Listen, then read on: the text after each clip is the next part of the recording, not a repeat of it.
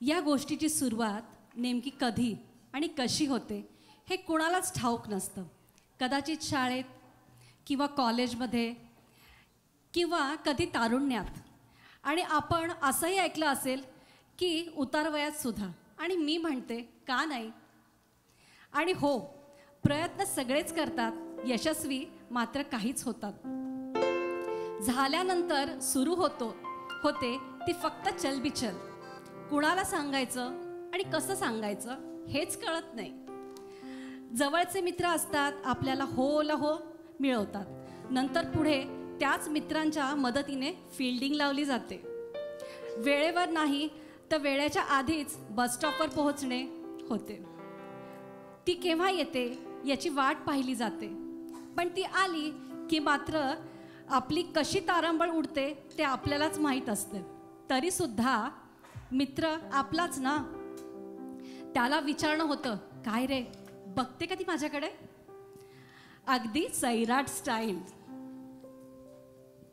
मित्र एकदा दोनदा हो हो म्हणतो, पण नंतर मात्र वैतागतो. पुढे बसमध्ये तिच्यासमोर कसं बसता येईल यासाठी केलेला प्रयत्न. नंतर उतरल्यावर तिच्या मागे मागे जाणं. वर्गात ती दिसली अशा ठिकाणी आपली सीट बदलून घेणं.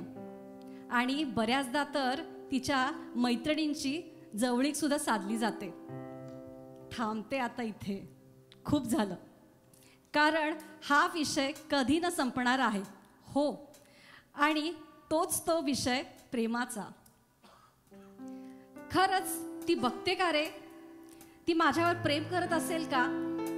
तिला मी आवडत असेल का. असे अनेक प्रश्न. पण आपल्या हृदयात मात्र घंटा वाजलेली असते. आणि ती मग म्हटलं जातं, मला वेड लागले प्रेमाचे. चला तर मग ऐकूया हे गाणं रोहित आणि श्रावणीच्या आवाजात.